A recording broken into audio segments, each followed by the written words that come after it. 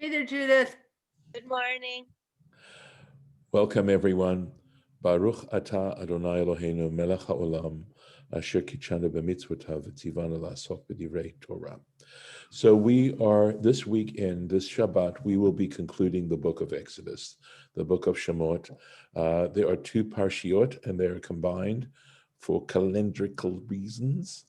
And they're vaYak'hel and Pekudei, and they essentially deal with the various elements of constructing the tabernacle. We really wind up reading about constructing the tabernacle like 5 different times. I need to actually count them and give you an exact number, but it is more than once for sure. And the story behind that is just how amazing and loving and what can I say? This notion that the divine can enter the world in this particular way. And so when you love something, I used to like to say, if you can remember being in love with someone and getting a letter from them, you didn't just read it one time, you read it lots of times, because every time you read it, you'd get something else out of it. And likewise, that's what this is like. So I'm going to start with a screen share, and we have something unusual. And that is, you'll see. So here's vaYak'hel. vaYak'hel Moshe et kol adat b'nei Israel. Moses gathered the entire community of the children of Israel. Vayomer aleihem, and he said to them, Ela hadvarim, these are the things, asher tzivah Hashem la'asot otam. These are the things which the Lord has commanded to do them. Rashi. vaYak'hel Moshe. So it's sort of an interesting verbiage here, the actual form of the verb.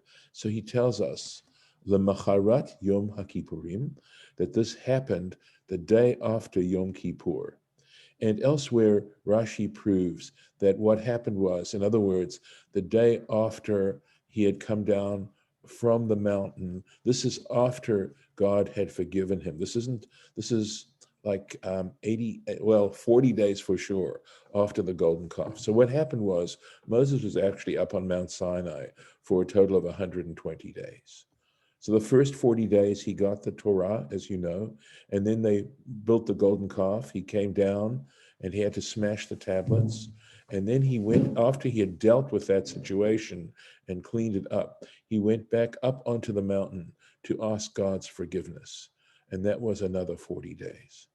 And then after that, he went up again for another 40 days, the last 40 days, and was able to receive much more Torah and other kinds of things.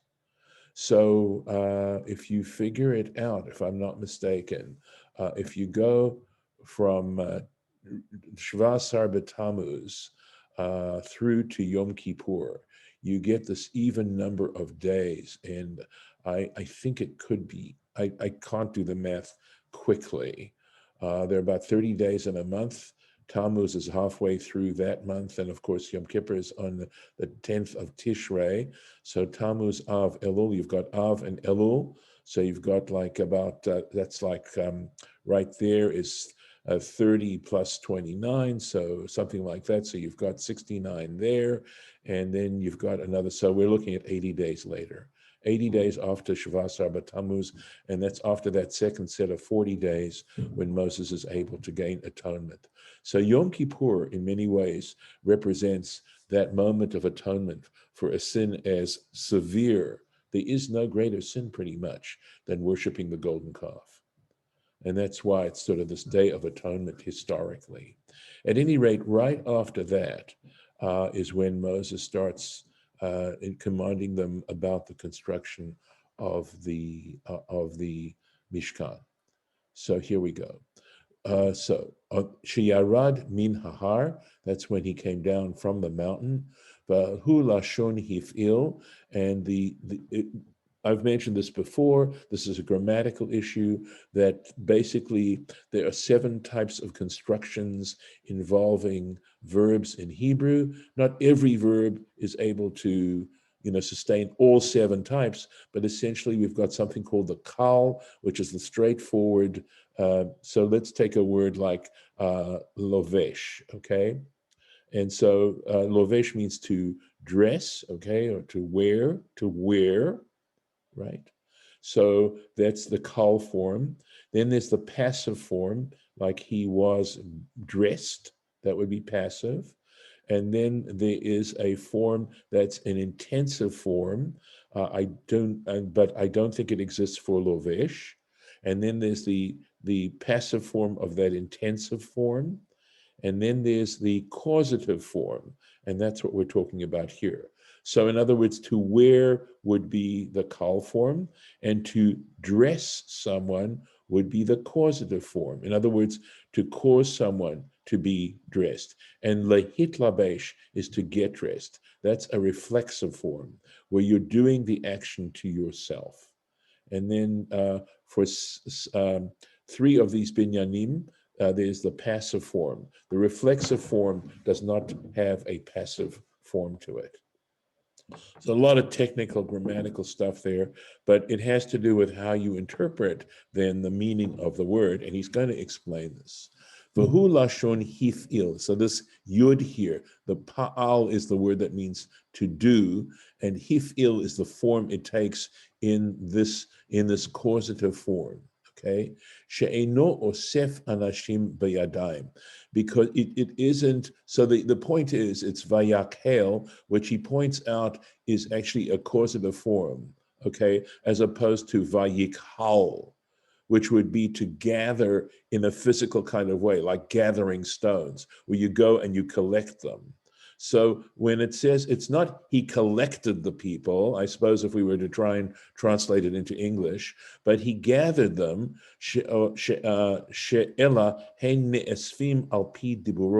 but rather they gather by means of his word. V'targumo v'achnes. So there's some issue as to why he mentions this at all. It has to do with possible versions of the Targum that Rashi had in front of him, and that Rashi here is pointing out the correct version of the Targum, and it's even more technical than I need to go into right now. But let me go on now with what this is saying. And here's what's interesting. He gathers them essentially to tell them to do work on the tabernacle. He's gotten the instructions, and now he's delivering those instructions to the people. So, but this is what he says. Sheshet yamim te'aseh melacha. So I mentioned the passive form of a verb. So te'aseh, right, from the word asot, to do, te'aseh is the passive form. So it means 6 days, sheshet yamim, te'aseh melacha. To translate that accurately, we'd have to say work, melacha, may be done. May be done. You follow me? It doesn't say do your work. It's that work may be done. Uvayom hashvi'i. But on the 7th day, Yelachem Kodesh, it shall be sanctified to you. So we understand that one of the root meanings of when we say something is sanctified is it means it is treated in a unique kind of way. It is, so we can use words like separated or dedicated or things like that. But the idea is that something is treated in a unique kind of way as opposed to everything else of that category. So in other words, we're talking about days now.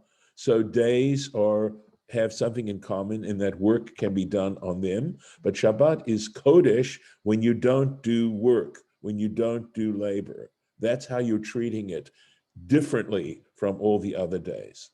And he says, Shabbat, Shabbaton, Lashem, it shall be well, again, we've got this duplication of the word, right?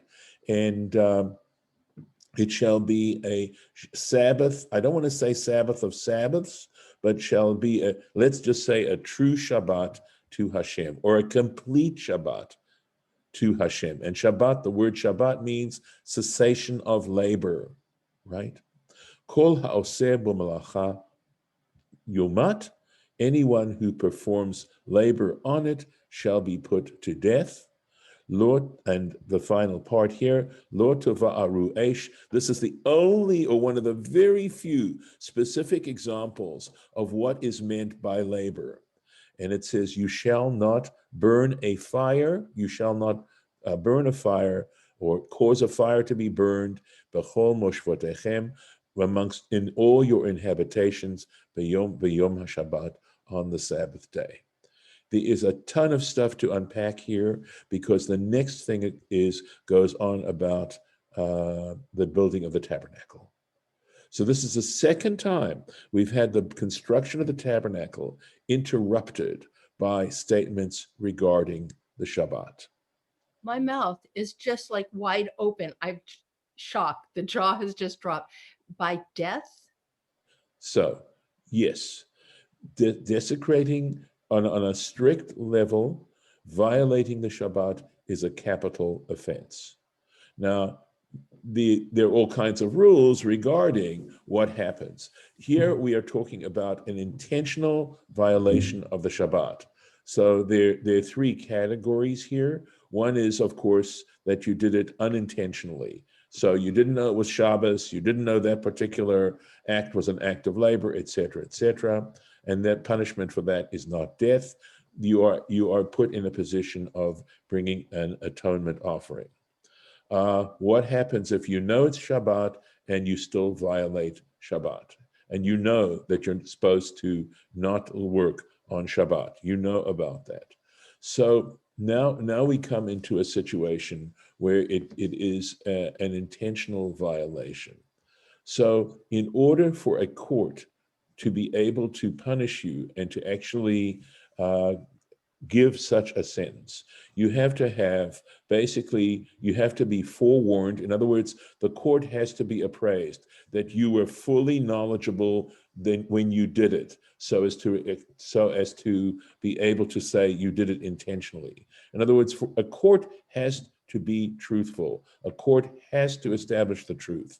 So you had to be forewarned. Two people had to come to you and say, do you know it's Shabbat today? And you'd have to say, yes, I know it's Shabbos. And they'd have to say to you, do you know that doing this particular thing is forbidden on the Shabbat? And you'd have to say, yes, I know it's forbidden, but I'm going to do it anyway. And they had to be able to report that to the court, and there had to be two witnesses also who actually saw you do it. So as long as it wasn't to save a life. Right. There, of course. Right. I mean that nullifies everything. Right. We're talking about open violation. So, Okay. So if a court could establish all those sorts of things, then it would become a capital offense, and the court was ordered to serve that sentence. However, in situations where it was intentional, you knew it was intentional, you knew you were doing it was but it could not be established. You weren't forewarned. There were no witnesses. It was not a case that could be proved beyond a shadow of doubt. And in that particular case, the punishment is divine. There is a divine punishment, and the punishment is called karet. Okay. So again, in some ways, you've been prepared for this in some ways, because I've told you, remember, I've spoken many times now about how we view ourselves in the light of the universe and in the light of the creator of the universe. And instead of seeing ourselves as privileged and entitled and all those kinds of things, which are clearly Western, or at least our cultural things, cultural norms these days, you see yourself as being privileged in the sense that you were created, and with a deep, deep, deep sense of appreciation of how blessed you are and how fortunate you are, and that is noblesse oblige. So I don't know that any court ever in actual fact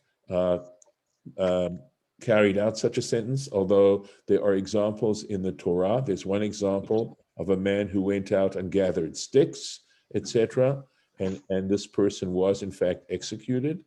I know that without sort of our natural, how can I put it, feelings are, wow, how cruel, how awful, etc. I think that's certainly a legitimate way to feel, but I think it starts to miss the point. And the point is, how do we sensitize ourselves to what are the implications of violating the Shabbat?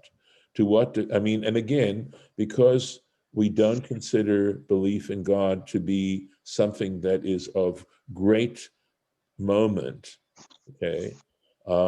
Again, in that kind of context, we're not going to understand this.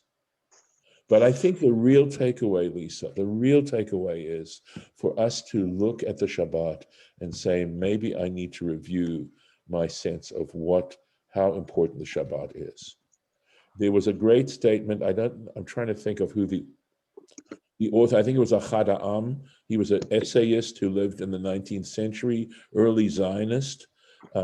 He wrote many essays, and I think he's the one who said, more than Israel has kept the Shabbat has kept Israel. Mhm. So, that alone doesn't justify or explain, the sensibilities that we have in confronting this. It is one of the 10 Commandments. It truly, if you think about it, this is not the place for me to go into lots of details about it. Yeah, I Yeah. didn't really need much more than to Okay. say how, how strong, that Right. sentence was. Thank you. No, I appreciate it. I think I would say that I was the one who needed to say it, because when these passages are said, while you may be in a better position to be able to feel this one through, there are so many people who would find this, would be very critical and judgmental about it. So, all right, we're going to do just a little bit more Rashi. Here we go. So, Sheshet Yamim, 6 days. Hikdim lahem azharat Shabbat. So Rashi explains this out of context statement here. He says Moses preceded for them the warning regarding Shabbat, right? This negative commandment regarding the Shabbat.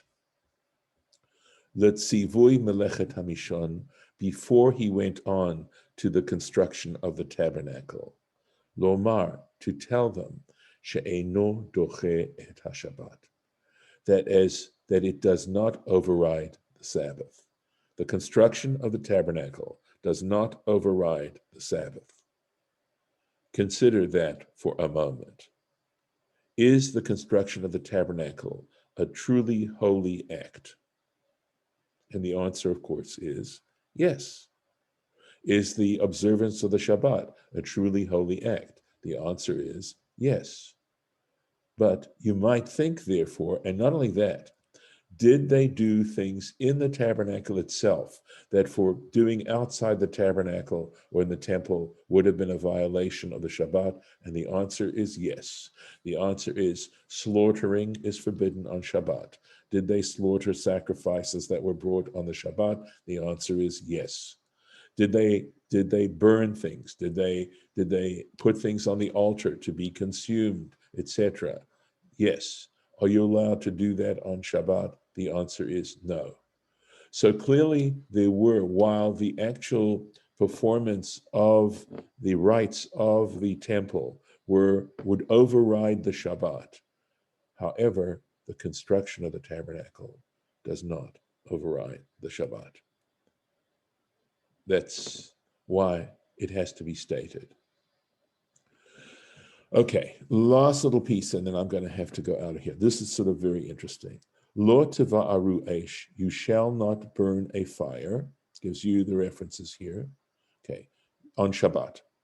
This is as I said, so you should know, there are actually 39 different distinct categories of labor that are forbidden on the Shabbat.